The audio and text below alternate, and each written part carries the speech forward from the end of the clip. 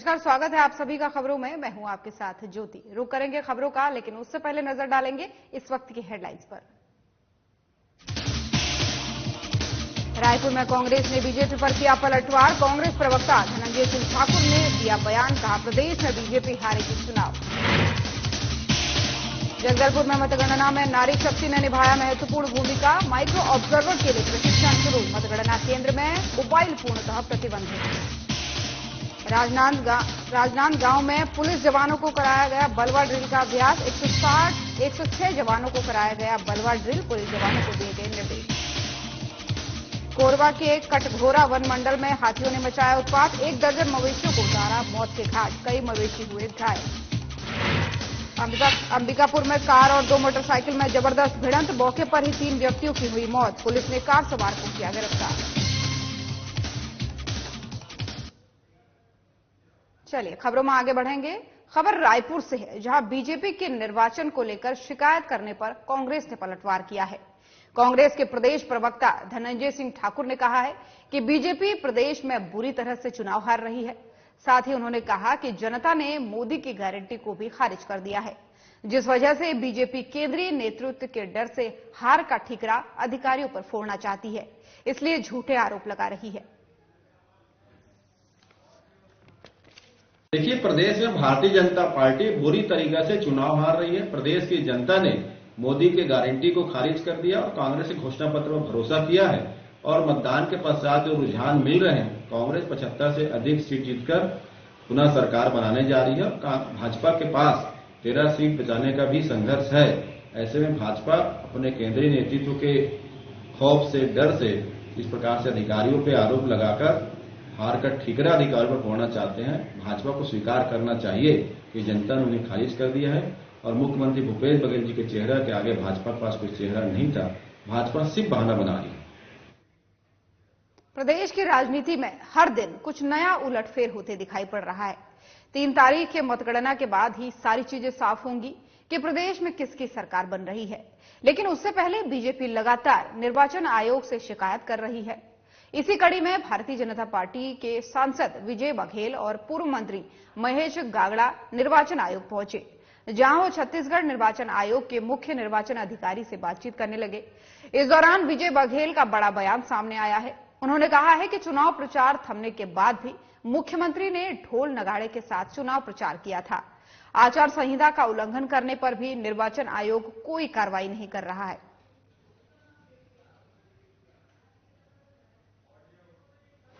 जिस समय अधिसूचना लगा उससे पहले से ही बीजापुर कलेक्टर को लेकर लगातार हम शिकायत कर रहे थे और शिकायत के बाद किस तरह से कार्रवाई नहीं हुआ और जिस तरह से उनका भूमिका था और लगातार उसके बाद भी आप देखेंगे सोशल मीडिया में भी वहाँ पे जैसे बात आ रही है, देख रहे हैं सभी मेरे साथ जितने प्रत्याशी हैं जो लोकतंत्र में विश्वास रखते हैं और जिनके निर्वाचन प्रक्रिया पे और चुनाव प्रक्रिया पे उनका भरोसा है, सभी लोगों ने शिकायत भी किया कि इस तरह से अधिकारी को यहाँ से बाहर किया जाए। उस बात बाहर नहीं किया। आज देखिए लगातार विधायक के निवास भी जा रहे हैं और विधायक के लगातार कलेक्टर के साथ मीटिंग कर रहे हैं। तो हमको लगाया कि जिस चुनाव उन्होंने डिस्टर्ब करने की पूरा कोशिश किया, लेकिन जनता भारतीय जनता पार्टी के साथ ही और काउंटिंग से पहले उनको हटाया जाए, ऐसा हमने आज मुख्य निर्वाचन अधिकारी से शिकायत की है कि यार उनकी जो एक्टिविटीज रहा, जिस तरह से उनका भूमिका रही है, वहाँ पर तमाम चीजें उनको विस्तार से बताया गया है। इस के समय भी शराब जो बांटे जा रहे थे, शराब पकड़ा रहे थे, उस पर कोई कार्रवाई नहीं हुई और एक ऐसे अधिकारी, प्रमोटी अधिकारी को 3-3 पद दे के रखे थे, उसकी भी जानकारी हमने दी थी, उसको भी नहीं हटाया गया। और साथ ही साथ मेरे विधानसभा क्षेत्र पाटन में वहां के जो प्रत्याशी हैं, अभी मुख्यमंत्री हैं भूपेश बघेल, 15 तारीख को चुनाव थम गया, साइलेंट चुनाव प्रचार चल रहा था, लेकिन 16 तारीख को शाम को पूरे बाजा गाजे के साथ, ढोल धमाके के साथ नारे बुलवाते हुए उन्होंने अपना प्रचार जारी रखा और ये उल्लंघन है और ये कानूनी अपराध है और इस अपराध की सजा या तो उनकी उम्मीदवारी खत्म की जाए और उनको 2 साल का कारावास हो, ये कानूनी धारा कहती है। बेमेतरा जिले के देवकर नगर में पहली बार राष्ट्र संत और राज्य अतिथि दर्जा प्राप्त दिगंबर जैन समाज के आचार्य 1008 विद्यासागर जी महाराज पहुंचे, जहां नगर पंचायत कार्यालय के पास से बैंड बाजा के साथ प्रवेश उन्हें कराया गया। वहीं क्षेत्रीय विधायक और मंत्री रविंद्र चौबे ने उनके दर्शन करने नगर पहुंचे, जहां उन्होंने उनका आशीर्वाद लेकर क्षेत्र और प्रदेश की खुशहाली के लिए मंगल कामना की। आपको बता दें कि जिले में पहली बार आगमन होने पर जैन समाज में बहुत ही खुशी का वातावरण है। वहीं सभी समाज के लोग विद्यासागर जी महाराज का दर्शन करने के लिए पहुंचे।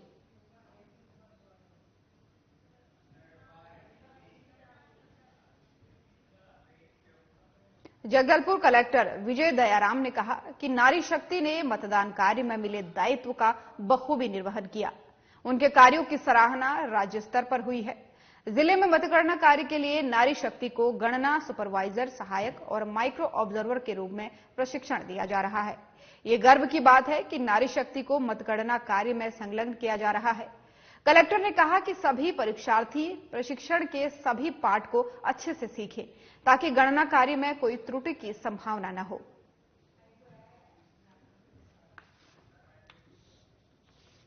तो जगदलपुर से आपको खबर बता रहे हैं, जहां प्रदेश की राजनीति में हर दिन कुछ नया उलटफेर होते दिख रहा है। वहीं आपको बता दें कि महिलाओं को भी अब मतगणना का प्रशिक्षण दिया जा रहा है। ऑब्जर्वर के तौर पर उनकी नियुक्ति होगी, जिसके लिए उनको प्रशिक्षण दिया जाना है। मतगणना केंद्र में मोबाइल इस दौरान पूर्णतः प्रतिबंधित रहेंगे। साथ ही उनको मतगणना के गुरों को अच्छे से सिखाया जाएगा, ताकि मतगणना में किसी प्रकार की कोई त्रुटि न रह जाए।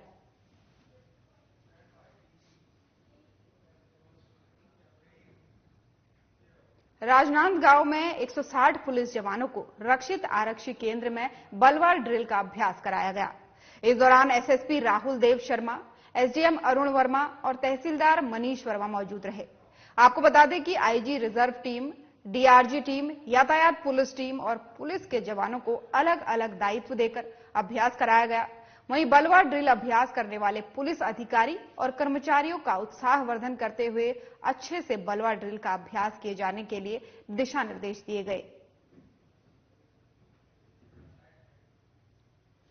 तो राजनांदगांव से आपको खबर बता रहे हैं, जहां पुलिस अधिकारियों को बलवार ड्रिल करने का प्रशिक्षण दिया गया। इस दौरान जवानों को आवश्यक दिशा निर्देश भी दिए गए। तस्वीरें आपको इस दौरान की दिखा रहे हैं। कुल 106 जवानों को यह प्रशिक्षण दिया गया, बलवार ड्रिल की प्रशिक्षण दी गई और उसी प्रशिक्षण के दौरान की आपको तस्वीरें दिखा रहे हैं।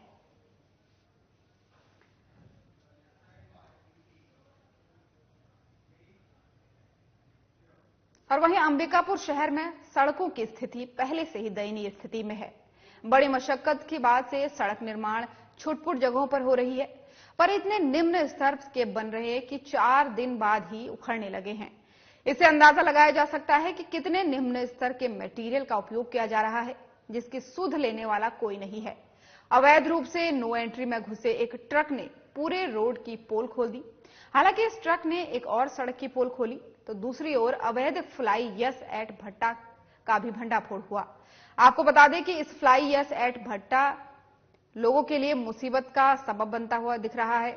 इसके लिए संबंधित खनिज विभाग को घने आबादी के बीच भट्टे का संचालित कैसे किया जा रहा है, इस पर संज्ञान लेने की जरूरत है। लोग धूल डस्ट से बेहाल हैं। इस डस्ट से मोहल्ले के बच्चे, महिलाएं, पुरुष सभी परेशान हैं और बीमारी भी बढ़ रही है।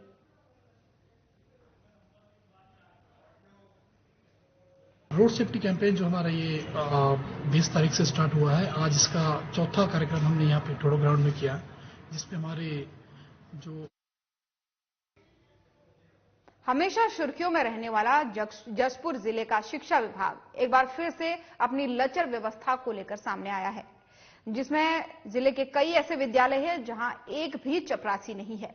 शिक्षकों द्वारा विद्यालय की साफ सफाई हो रही है। वहीं विकासखंड दुधलुआ के मिडिल स्कूल में 2 चपरासी देवलाल राम और कामतानाथ माफ कीजिएगा यादव ने कार्यरत हैं, जिससे साथ ही आपको बता दें कि इन स्कूलों में लचर व्यवस्था है, कोई भी चपरासी यहां पर काम नहीं करता। जिले के कई सारे ऐसे स्कूल हैं जहां पर चपरासी नहीं पाए गए और इस दौरान बच्चों से झाड़ू लगवाया जा रहा है स्कूल में। स्कूल की लचर व्यवस्था सामने आई है, तस्वीरों में आपको दिखा रहे हैं। कई बार बच्चों से झाड़ू लगवाया जाता है, बच्चों से तमाम सारे काम करवाए जाते हैं, लेकिन खबर ऐसी सामने आई है कि जिले के कई स्कूल ऐसे हैं जहां पर एक भी चपरासी नहीं है।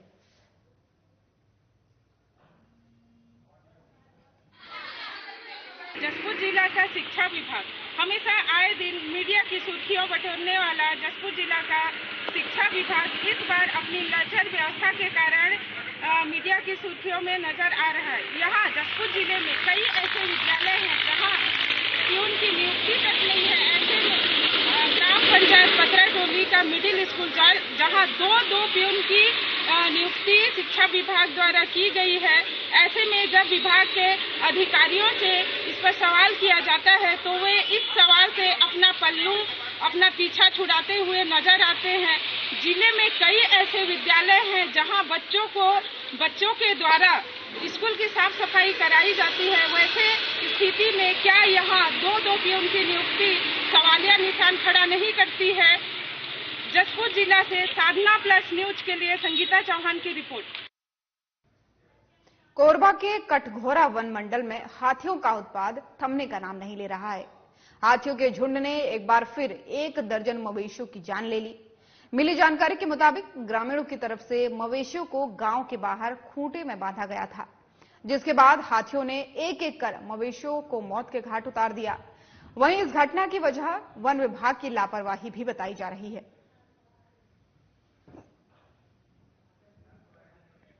तो कोरबा से आपको खबर बता रही है जहां वन विभाग की लापरवाही दिख रही है। ग्रामीणों ने अपने मवेशियों को खूंटे से बाहर बांधा था, जिसके बाद से हाथियों के एक झुंड ने उत्पात मचाया और कई सारे मवेशियों को एक साथ मौत के घाट उतार दिया, जिसके बाद से प्रशासन पर भी ठीकरा फोड़ा जा रहा है। प्रशासन की लापरवाही बताई जा रही है।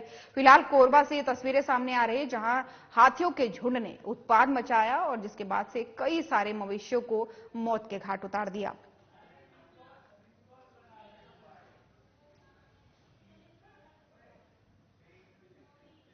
बसदेई के एक दुकान में गैस सिलेंडर और चूल्हा चोरी करने वाले एक आरोपी को पुलिस ने गिरफ्तार किया है। मिली जानकारी के अनुसार निवासी चंद्रवती कुशवाहा ने चौकी बसदेई में रिपोर्ट दर्ज कराई कि उसके लड़के ने घर में अंडे और चने की दुकान खोली थी। वहीं एक युवक दुकान में आया और चला गया और दूसरे दिन दुकान जाने पर दुकान का दरवाजा खुला था। दुकान में रखा गैस सिलेंडर और चूल्हा नहीं था। कोई अज्ञात व्यक्ति चोरी कर ले गया है। वहीं पुलिस ने जांच पड़ताल कर आरोपी को गिरफ्तार कर लिया है। साथ ही पूछताछ के दौरान आरोपी ने बताया कि अपने साथी के साथ मिलकर दुकान में चोरी की घटना को उसने अंजाम दिया था।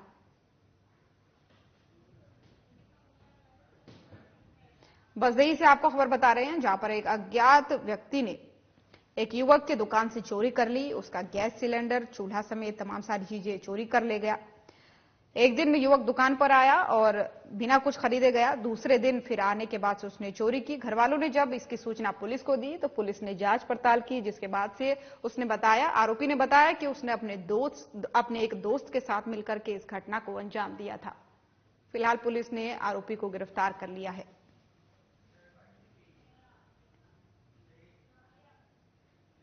अब खबर अंबिकापुर से है जहां एक महिला का शव मिलने से हड़कंप मच गया। मिली जानकारी के अनुसार महिला 24 नवंबर को अंबिकापुर मेडिकल कॉलेज अस्पताल से प्रसव के करीब 2 घंटे बाद गायब हो गई थी। वहीं लापता होने के करीब 7 घंटे बाद संदिग्ध परिस्थितियों में महिला का शव मिलने से हड़कंप मच गया। घटना से पीड़ित परिवार में पोता जन्म लेने की खुशियां मातम में बदल गई। वहीं अस्पताल प्रबंधन सख्ते में है। अस्पताल प्रबंधन पर कई तरह के सवाल भी खड़े हो रहे हैं। फिलहाल पुलिस मामले की जांच में जुट गई है।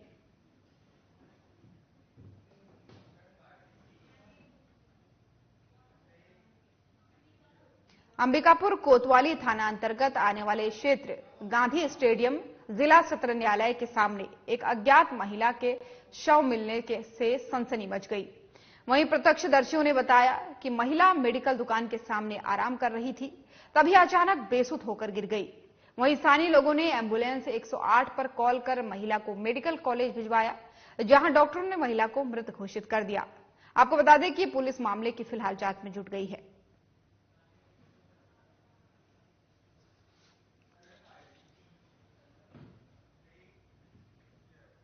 अंबिकापुर जिले के बरबसपुर में कार और 2 बाइकों की जबरदस्त टक्कर होने से 3 लोगों की मौत हो गई। मिली जानकारी के अनुसार नेशनल हाईवे पर तेज रफ्तार कार ने 2 मोटरसाइकिल सवारों को जबरदस्त टक्कर मार दी, जिसमें एक महिला समेत 2 युवकों की मौत हो गई और साथ ही 3 लोग इसमें घायल भी बताए जा रहे हैं। वहीं घटना की जानकारी पर पुलिस ने मौके पर पहुंचकर तीनों शवों को पोस्टमार्टम के लिए जिला चिकित्सालय भिजवाया और घायलों को 108 की मदद से जिला चिकित्सालय भिजवाया है। साथ ही पुलिस ने कार सवार को भी गिरफ्तार कर लिया है।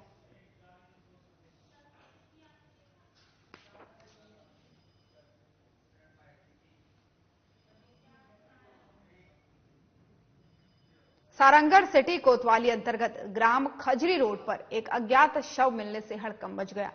मिली जानकारी के अनुसार नहर पार झाड़ के अंदर शव को छिपाया गया था।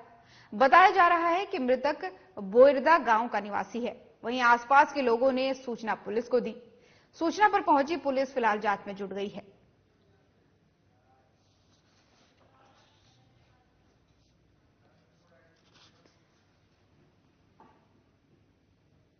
बिलाईगढ़ से आपको खबर बता रहे हैं, जहां पर एक अज्ञात शव मिलने से हड़कंप मच गया। झाड़ियों के पास ये शव छुपाया गया था, जिसके बाद से आसपास के लोगों ने देखा और उसके बाद से पुलिस को ये सूचना दी। पास के ही गांव का ये युवक बताया जा रहा है। फिलहाल इसकी हत्या क्यों हुई है, इसका खुलासा नहीं हो पाया है, लेकिन पुलिस ने शव को कब्जे में लेकर के पोस्टमार्टम के लिए भिजवाया, जिसके बाद से अब पुलिस पूरे मामले की छानबीन कर रही है।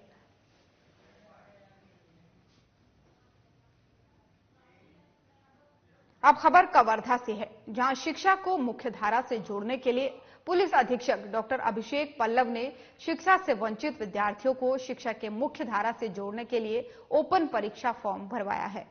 इस दौरान 130 विद्यार्थियों ने पुलिस अधीक्षक से मुलाकात की।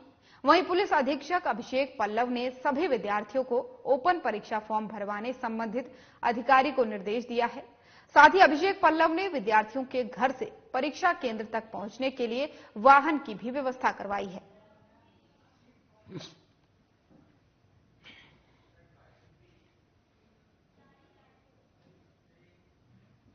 रायपुर पुलिस का अपराधियों के खिलाफ विशेष अभियान जारी है।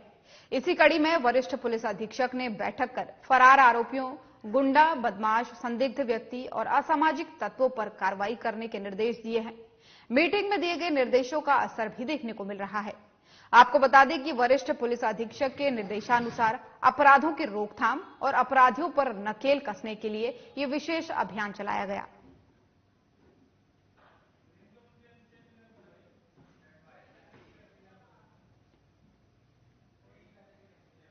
और वहीं सेंधवा जेल में बंद कैदियों के लिए एक नवाचार हुआ है, जिसमें उन्हें अपने हाथों से पेपर बैग बनाने का प्रशिक्षण दिया गया है, जिसके लिए सेंधवा जेल में एक कार्यक्रम आयोजित किया गया, जिसमें सेवा भारती के सदस्य और शहर के समाज सेवी और डॉक्टरों ने भी शिरकत की।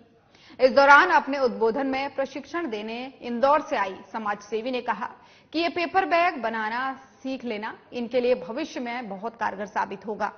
वहीं सुशीला दुबे और मंजीत गर्ग ने भी कहा कि इस प्रशिक्षण के माध्यम से बंदियों को नई दिशा और साथ साथ रोजगार भी मिलेगा।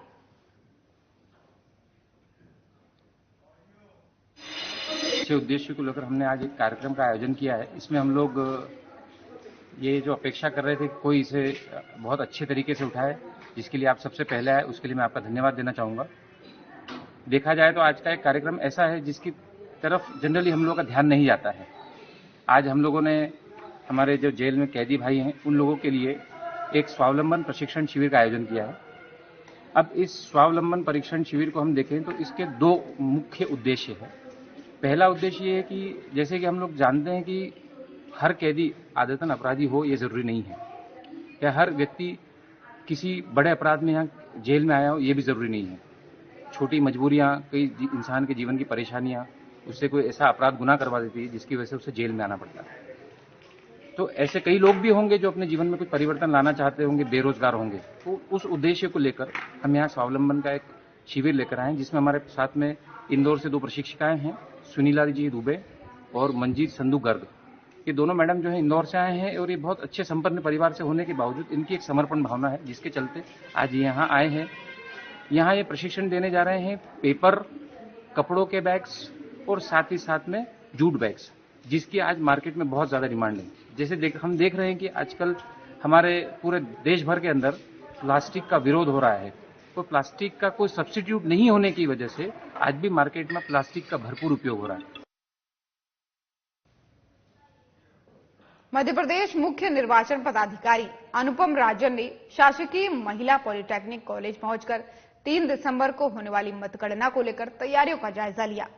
मुख्य निर्वाचन पदाधिकारी राजन को कलेक्टर और जिला निर्वाचन अधिकारी प्रवीण सिंह ने मतगणना के लिए की जा रही व्यवस्थाओं और तैयारियों के बारे में विस्तार से जानकारी दी। वहीं मुख्य निर्वाचन पदाधिकारी ने विधानसभावार बनाए गए मतगणना कक्षों में जाकर तैयारियों का जायजा लिया। साथ ही डाक मतपत्रों की गणना के लिए की जा रही तैयारियों, स्ट्रांग रूम की सुरक्षा व्यवस्था को भी देखा।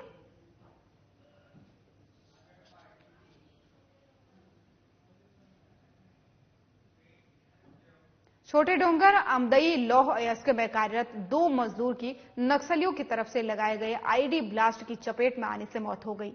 वहीं एक मजदूर इसमें घायल हुआ है, जिसे इलाज के लिए सामुदायिक स्वास्थ्य केंद्र छोटे डोंगर में भर्ती कराया गया।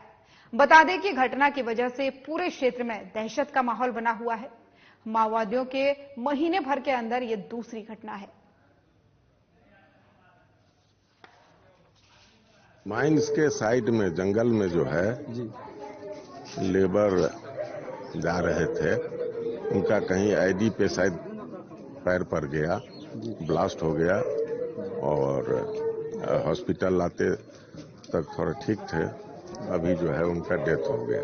नहीं, लापता वाले का जानकारी हमको नहीं है। एक हल्का घायल है जो वहीं कैंप में बैठा है, उसको लाने भेजे हैं। आज सुबह निक्को माइंस ड्यूटी के लिए निक्को के मजदूर और उनके जो वर्कर्स हैं वो निकले हुए थे और उसी दौरान ही जो निक्को के 3 मजदूर एक जगह ड्यूटी लगी हुई थी, जिसमें लाड़ी में आईडी ब्लास्ट हुआ। उसमें एक मजदूर की डेथ हो गई है और दूसरा जो मजदूर है वो घायल है, जिसे अस्पताल में भर्ती कराया गया और तीसरा मजदूर वो अभी लापता है और उसकी लापता मतलब उसकी भी जानकारी नहीं मिल पाई है। जानकारी लेकर जो है उसे तत्काल उसे भी हॉस्पिटल एडमिट किया जाएगा। आज सुबह हमारे मजदूर सुबह शिफ्टिंग में काम में गए थे, जिसके चलते शायद कुछ प्रेशर बम या आईडी कुछ ब्लास्ट हुआ, जिसके कारण हमारे मजदूर कुछ स्पॉट में ही खत्म हो गए। क्या नाम है मजदूर का जिसकी मौत है? मजदूर का उनसे सर अभी पता नहीं चला है। अंबिकापुर के बाबूपारा जेल रोड के पास एक बाइक सवार युवक अनियंत्रित होकर सड़क पर गिरा और फिटकर घसीटता चला गया। इस कारण युवक को गंभीर चोटें भी आई है। वहीं युवक को गंभीर हालत देखते हुए ऑटो चालक ने युवक को ऑटो में लेटाकर वक्त पर मेडिकल कॉलेज अस्पताल पहुंचाया, जहां युवक का इलाज फिलहाल जारी है।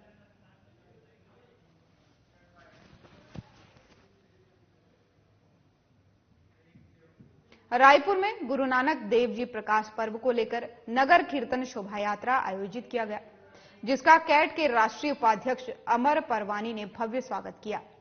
कैट के राष्ट्रीय वरिष्ठ उपाध्यक्ष अमर परवानी और प्रदेश अध्यक्ष जितेंद्र दोषी ने बताया इस मामले में कि गुरु नानक जयंती सिखों द्वारा मनाए जाने वाले गुरु पर्व में से एक है।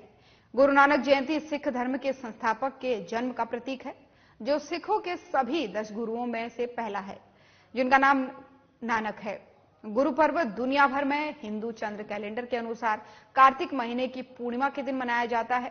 गुरु नानक देव का गुरु पर्व बिना किसी भेदभाव के समानता को सिखाता है।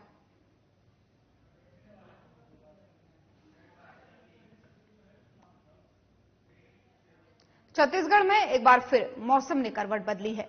मौसम विभाग ने कई जिलों में हल्की रिमझिम बारिश होने की संभावना जताई है। मौसम विभाग ने जानकारी दी है कि बंगाल की खाड़ी से हल्की नमी आ रही है। इसके कारण दक्षिण बस्तर के जिलों में 1-2 स्थानों पर हल्की बारिश होने की संभावना है। हालांकि मौसम विभाग के मुताबिक न्यूनतम तापमान में कोई विशेष परिवर्तन होने की संभावना नहीं है। वहीं मौसम के बदलने से मौसमी बीमारियां भी बढ़ने की संभावनाएं हैं।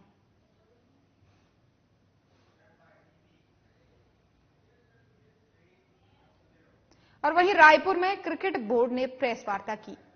वहीं उन्होंने जानकारी दी कि T20 सीरीज का दूसरा मैच भारत और ऑस्ट्रेलिया के बीच राजधानी रायपुर के शहीद वीर नारायण सिंह अंतर्राष्ट्रीय क्रिकेट स्टेडियम में 1 दिसंबर को खेला जाएगा। इस मैच को लेकर छत्तीसगढ़ के लोगों में खासा उत्साह है। इंडिया वर्सेस ऑस्ट्रेलिया का यह मैच 1 दिसंबर को होगा। इस मैच के टिकट को लेकर बड़ी अपडेट सामने आई है। आपको बता दें कि छत्तीसगढ़ राज्य क्रिकेट संघ ने टिकट के रेट की घोषणा कर दी है। मैच का टिकट 1,000 रुपये से शुरू होकर 25,000 रुपये तक है। में जो हर बार हम एक टूर्नामेंट कमेटी बनाते हैं, तो ये टूर्नामेंट कमेटी जो पिछली बार थी वही टूर्नामेंट कमेटी है, जिसमें कि जुबिन शाह जो अध्यक्ष हैं वो ऑलरेडी वैसे ही हैं, मुकुल तिवारी हमारे सचिव हैं, राजेश दवे जी हैं, विजय शाह, प्रमोद शंकर शर्मा जी। ये एक मेन कमेटी होगी जो ओवरऑल मैनेजमेंट को और देखेगी, और बाकी के जैसे टिकटिंग है और उसमें एक एक्रेडिशन हमको करना होता है, तो उसमें विनय बजाज और हमारे जो सीईओ हैं हरी, वो उसमें साथ देंगे। सिक्योरिटी कमेटी, सिक्योरिटी का काम एंड मीडिया मैनेजर, मैं आप लोग को। और खबरों में फिलहाल इतना ही। नमस्कार।